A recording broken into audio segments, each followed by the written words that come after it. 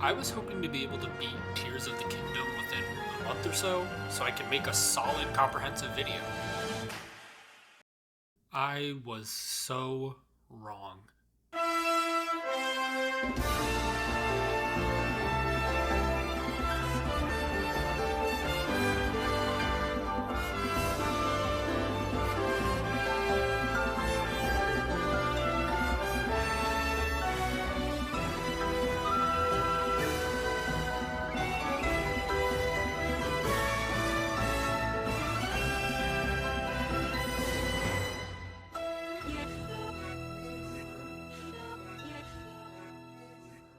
This game is massive. It's so expansive and mysterious and detailed. It's beautiful and fun and just a great game. Since I wasn't able to beat it in its entirety, though, I still wanted to share the love, excitement, and sheer joy that I have for this game and have gotten from this game. So, I'm going over my top 5 favorite things so far about Tears of the Kingdom. This is all my personal opinion, but I'd love to hear your favorite parts of the game in the comments below. They went absolutely sicko mode on this game. Holy crap. I feel so bad for the programmers. Fuse alone must have been a nightmare and so time consuming to code into the game for every possible combination of items, not to mention if a weapon has stat boosts, special properties they might have, and the durability of individual weapons being combined. Ultra Hand also must have been a nightmare with how hard it is to combine multiple parts together, how they rotate together, and then if they actually function and move together, as well as like a Zonai device. It's basically drugged up Magnesis. Besides how hard to program the mechanics probably were, they were 100% worth it. I like to think of myself as a relatively creative person, but once the doors opened up from being limited by Breath of the Wild's mechanics, to building new devices or structures, to fusing things together for new weapons, it felt as if I was stuck in a pile of mud and then got launched into the stratosphere to see the horizon. These mechanics open the game for so much fun. There are so many different combinations of weapons you can create, attributes to put on an arrow, or ways to increase a weapon's stats alone. They really thought of so many different ways to make the game interesting and fresh with how many combinations you can have. It also allows for use of the materials besides elixirs in a creative and useful way. Ascension is amazing when it works. I find traversing the land with it difficult since it really needs to be on a flat surface. I find myself just climbing things instead of using it because sometimes I can't. When it works though, I love it. It's a great way to make climbing and obstacles still relevant and have Ascension not be overpowered. They really thought it through to make it balanced. The new mechanics are incredibly awesome and helpful for making interesting interactions or tools, but doesn't make the entire game drastically different from the original.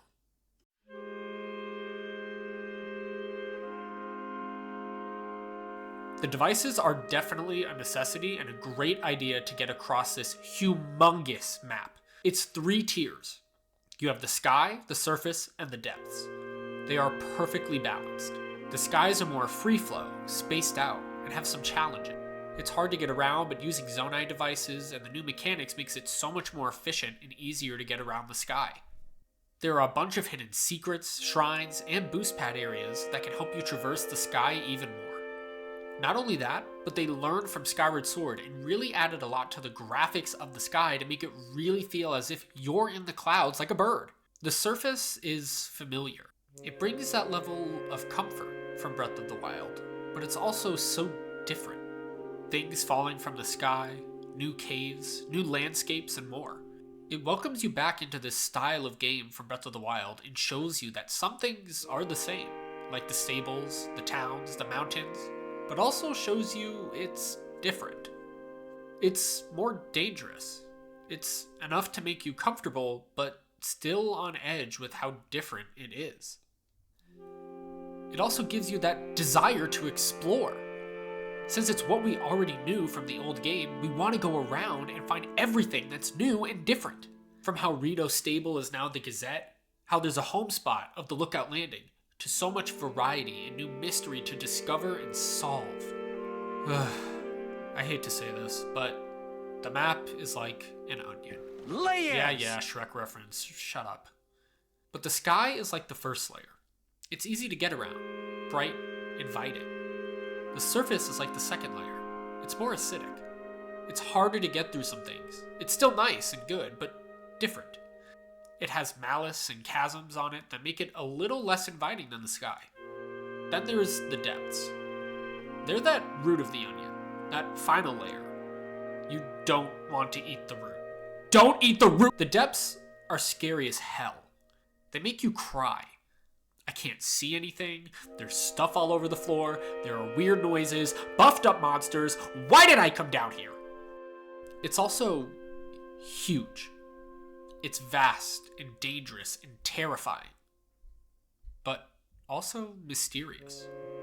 It piques your interest and makes you want to explore it without trying to push your luck too much. You know, now that I think about it, the map is Minecraft. You even mine in the depths. This game sucks. It's literally Minecraft. Forget it. Speaking of Minecraft, let's build stuff. The Zonai devices are some of the best additions to the entire game. They allow for various solutions to problems, new ways to travel, and new ways to attack enemies. There is such a variety of them as well that the sky really is the limit. I really enjoyed the little mini homing carts because they're adorable and you can attach whatever you want to them to make them little monster tanks. It's perfect. Sometimes it can be a bit annoying to assemble, but most of the time it works surprisingly well. The main limit to using them is simply your imagination. I haven't tried to do anything crazy really, but it also reinstates the fact that I don't feel as creative as I thought I was. I can leave that idea for another video. I don't have anything else to say.